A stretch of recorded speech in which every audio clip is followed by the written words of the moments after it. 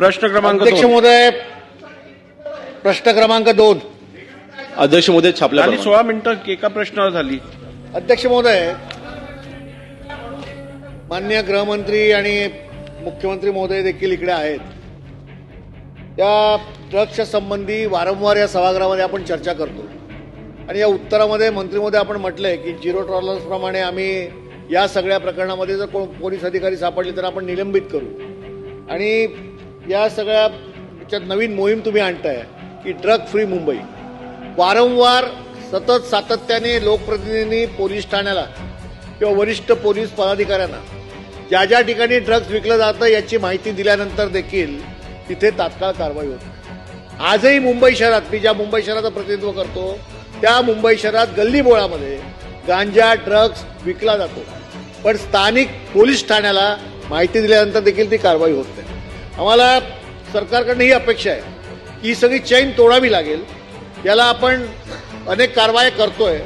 सरकार आणि माननीय मुख्यमंत्री आपण ज्या भूमिकेतून या सगळ्या गोष्टी करताय, परंतु त्याला हवं तितकं यश येत नाहीये आणि म्हणून कायमस्वरूपी ड्रग्ज या राज्यातून हद्दपार करण्यासाठी ज्या योजना करणं आवश्यक आहेत त्याच्यामध्ये खऱ्या अर्थाने खाली जे ड्रग्ज विक्री करतात आणि ड्रग्ज सेवन करतात त्यांच्यावरती तात्काळ त्या पोलीस ठाण्यामध्ये उपाययोजना करणं आवश्यक आहे. आज पोलिसांचा काय प्रॉब्लेम आहे अध्यक्ष महोदय, माननीय मंत्री महोदय, की प्रश्न घ्या. प्रश्न असा आहे, प्रश्न माहिती देतो मी. प्रश्न असा आहे की झिरो टॉलरन्स आपण कायमस्वरूपी करण्याच्या दृष्टीने ज्या योजना केल्या आहेत त्या फेल्युअर होत आहेत, तर ही योजना सक्सेस होण्यासाठी सरकार अधिकचं म्हणून कोणत्या उपाययोजना करणार आहे?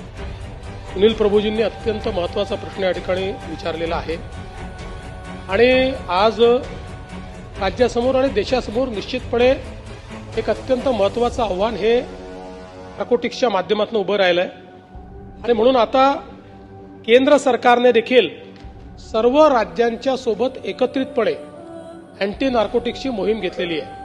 कारण आपल्याला माहिती आहे की वेगवेगळ्या राज्यांमध्ये कारखाने उभे होतात, ते सप्लाय करतात आणि म्हणून एकत्रितपणे सगळ्या राज्यांनी हे काम करावं म्हणून एक कॉर्डिनेशनची एनकॉर्ड तयार केलेली आहे आणि त्याच्या माध्यमातून राज्यांना सांगितलेलं आहे की तुम्ही होल ऑफ द गव्हर्नमेंट अप्रोचनी या ठिकाणी काम करावं.